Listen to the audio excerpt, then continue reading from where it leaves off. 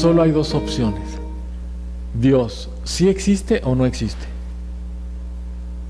Entonces, si sí existe, hay un acto de fe. ¿Están de acuerdo? Se requiere un acto de fe. Si no existe, pues también se necesita un acto de fe, porque si no, oye, el que es ateo, oye, demuéstrame que existe Dios. No, no te lo puedo demostrar, pero tú demuéstrame que no existe. Pues tampoco puedo. Entonces tienes fe de que no existe, tu fe es que no existe, pero no puedes comprobar que no existe. Al igual que yo no te puedo comprobar que sí existe. Ambos son un acto de fe. Entonces, antes había la concepción de que el ateo no necesitaba fe, que se atenía a los hechos. Y decía que los creyentes pues se basaban en una fe que no era comprobable. Pero en realidad el ateísmo también es un acto de fe, porque no se puede demostrar que no existe Dios. Y luego, si sí existe, solamente puede existir si Dios es plenitud absoluta. Entonces, fíjense, nosotros tenemos una historia en la humanidad del animismo. ¿Se acuerdan del animismo que era? Que se le daba alma o se le daba un sentido de Dios a las cosas animadas. El Dios del rayo, el Dios de la lluvia, el Dios de los temblores, el Dios de las granizadas aquí en Guadalajara, ¿no? Entonces, los diferentes dioses, ¿no? Entonces le proveíamos alma a los fenómenos naturales. Y entonces era el Dios lagarto, ¿no? El Dios, sí, Jim Morrison, ¿se acuerdan del Dios lagarto? Bueno, entonces venimos de allí, de ver que Dios son cosas dispersas. Y luego llegamos al politeísmo, en el cual hablábamos, pues había dioses y había semidioses. Y muchos dioses estaban peleando entre ellos, y luego el hijo le volaba a la esposa al dios y así, ¿no? Hacíamos como chismes familiares, pero a nivel celestial, ¿no? O sea, unos chismes divinos. Bueno, esos chismes divinos después fueron llegando a una maduración hasta el monoteísmo. El salto de la humanidad al monoteísmo implica un salto de lo que es humanizar a Dios, darle características de humano a Dios. Imagínense el proceso de madurar, de llegar a un concepto de no, es que si Dios es el creador, pues es uno, porque no podemos tener varios dioses si uno es el que crea. No pueden entre varios crear y luego estar peleados, porque entonces sería todo muy relativo y muy pobre. Entonces se llega al monoteísmo, que es un paso en la humanidad así. Los más sabios de entre los sabios eran monoteístas en sociedades politeístas, perseguidos a veces, ¿no? Ninguneados, perseguidos, muertos por difundir estas ideas en contra de. Entonces recuerden que cuando empieza el monoteísmo en Grecia, en Roma, hay grandes batallas internas por extinguir a esos monoteístas, ¿no? Entonces el surgimiento del monoteísmo nos lleva a un Dios que es absoluto, que todo lo sabe, que es omnipresente, que está en todos lados, que es omnipotente, todo lo puede y todo lo sabe. Entonces aquí ya llegamos a un concepto diferente. Y luego, esta plenitud absoluta todavía se va refinando en el monoteísmo hasta entender algo, que lo vamos a ver después con más detalle. Si Dios es absoluto, no puede estar por fuera de su creación. Este concepto es muy importante. Si Dios es absoluto, no puede ser un ser que crea el universo por fuera de él, porque entonces él queda fuera y entonces ya no es absoluto. Dios tendría que estar dentro de su obra,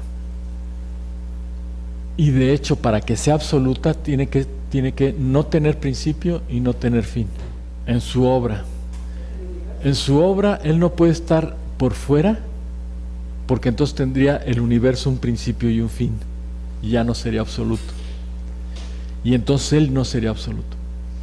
Él tiene que estar integrado en el absoluto, sin límites de tiempo ni espacio.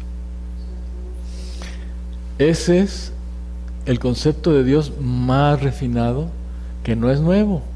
De otro lado, si Dios no existe, entonces es vacío absoluto, ¿verdad? Y entonces el universo sería un proceso fortuito que surge de la nada y va a la nada. De repente de la nada hay algo fortuito que a base de combinaciones, millones y millones y millones y billones de combinaciones surge. Y después esas combinaciones empiezan a darse para que se termine, ¿no? Y eso sería.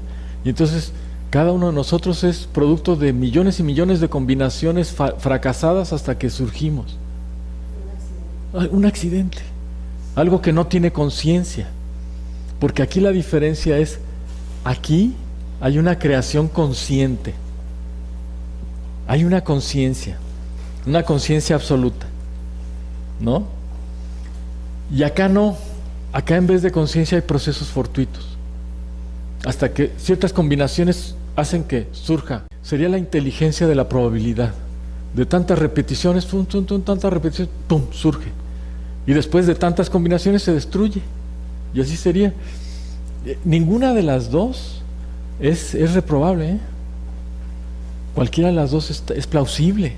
El universo sería producto de una serie de combinaciones que dieron origen al Big Bang y que después van a dar origen al Big Crush, que es cuando se chingó todo. Entonces, y sería producto fortuito de tantas combinaciones, ¿no? Sería sin una conciencia, sino probabilístico, todo probabilístico, ¿no? ¿Sí?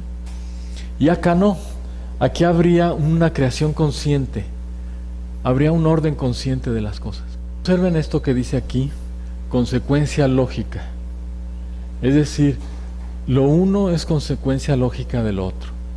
Es lo que le llamamos inferencias, digamos, ¿no? Entonces, si esto es cierto, entonces es así y es así. Y esas serían las dos vías del modelo cosmológico. No cabe duda que quien tenga este modelo cosmológico puede estar en lo cierto. Está bien, ¿no? Sí, nada más el tema es de que si es aquí, entonces ya no hay mucho que estudiar. En semiología nosotros estamos desarrollando esta hipótesis. Le llamamos hipótesis, porque es una postura humilde intelectual de decir, esto es una hipótesis, ¿no? Es el supuesto, es la afirmación de un supuesto, ¿sí? Con base en ciertas pruebas, en ciertos elementos, pero sigue siendo una hipótesis, porque no te lo puedo demostrar. Así como tú no me puedes demostrar lo otro.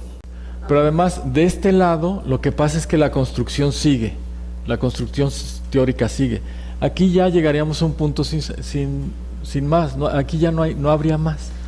Pues todo es fortuito, ¿verdad? Y es probabilístico. La ciencia, más que escoger la vía de que sí existe Dios, ha escogido la vía de que el universo sí tiene una lógica y un orden, y que hay una inteligencia inmanente allí. Por ejemplo, el Dios que yo conocí por primera vez era un Dios externo a su creación, que creaba el universo, que creaba todo y lo monitoreaba, lo vigilaba, sancionaba, hacía a veces de juez, una cosa así, ¿no?